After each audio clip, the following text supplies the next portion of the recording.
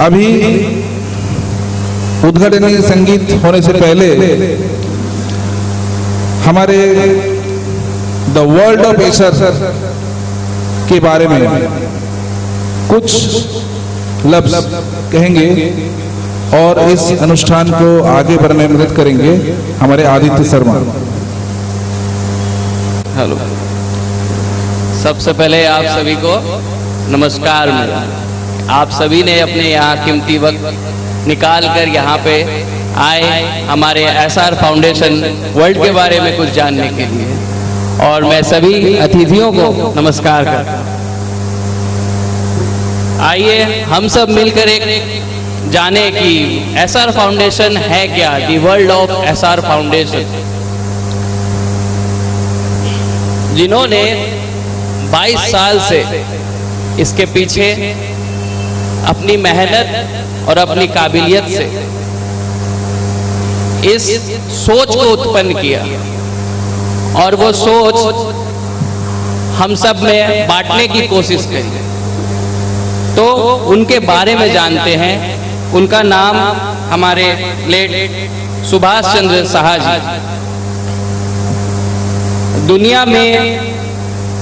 दुनिया में ऐसा कोई सिस्टम आना चाहिए जिससे लोगों के मन से बीमारी का भय निकाला जा सके, और लोग इस सिस्टम या ट्रीटमेंट की सहायता से खुद को ठीक कर सके और अपना जीवन सुख शांति से बिता सके। इसका दबाव नॉर्मल प्रैक्टिशनर पर बन सके ताकि वो लोगों को डराना बंद करे और सही चिकित्सा करे। एसआर फाउंडेशन, एसआर न्यूरोथेरेपी क्या है? पिताजी के सोच को ध्यान में रखते हुए रामकृष्ण मिशन से फिजियोथेरेपी की शिक्षा लेने के बाद 1999 में सुकमल साहा द्वारा एसआर न्यूरोथेरेपी संस्था की शुरुआत हुई। एसआर न्यूरोथेरेपी का पूरा अर्थ न्यूरोथेरेपी बाय सोर्स और रिसोर्स होता है, जिससे शरीर के अंदर मौजूद सोर्स और रिसोर्स की तरह इस्तेमाल करके पेशेंट को स्वस्थ करने का प्रयास शुरू किया गया था एसआर न्यूरोथेरेपी द्वारा 1999 में। अब जानते हैं इनकी 22 साल की जर्नी। जिन्होंने 22 साल की जर्नी में इन्होंने क्या क्या किया, आइए उसके बारे में जानते हैं। प्रैक्टिस के दौरान 2001 में पहली बार स्पेशल और ऑटिस्टिक चिल्ड्रन को सामने से जानने का, समझने का मौका मिला श्री सुकमल साहा जी को। जब जीवन में एक ही लक्ष्य रह गया, अब जीवन में एक ही लक्ष्य रह गया, कैसे इन बच्चों को ज्यादा से ज्यादा स्वस्थ जीवन दिया जा सके। बरसों तक जगह जगह के खाक छानने के बाद 2006 में श्री सुकमल साहा जी पहुंचे मुंबई खार में डॉक्टर देवेंद्र भोरा जी के पास।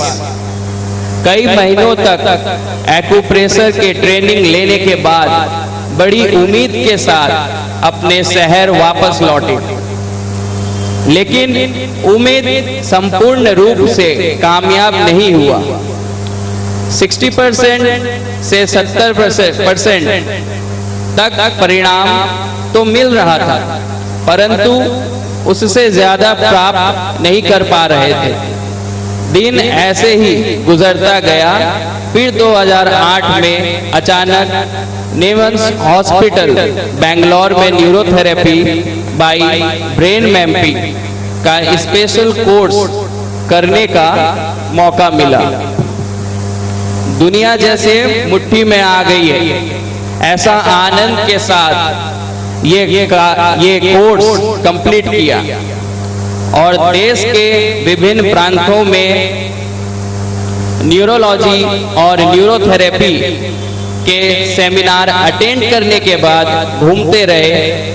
अंत में 2007 से अचानक इस प्रोफेशन से निराश होकर छोड़ दिया।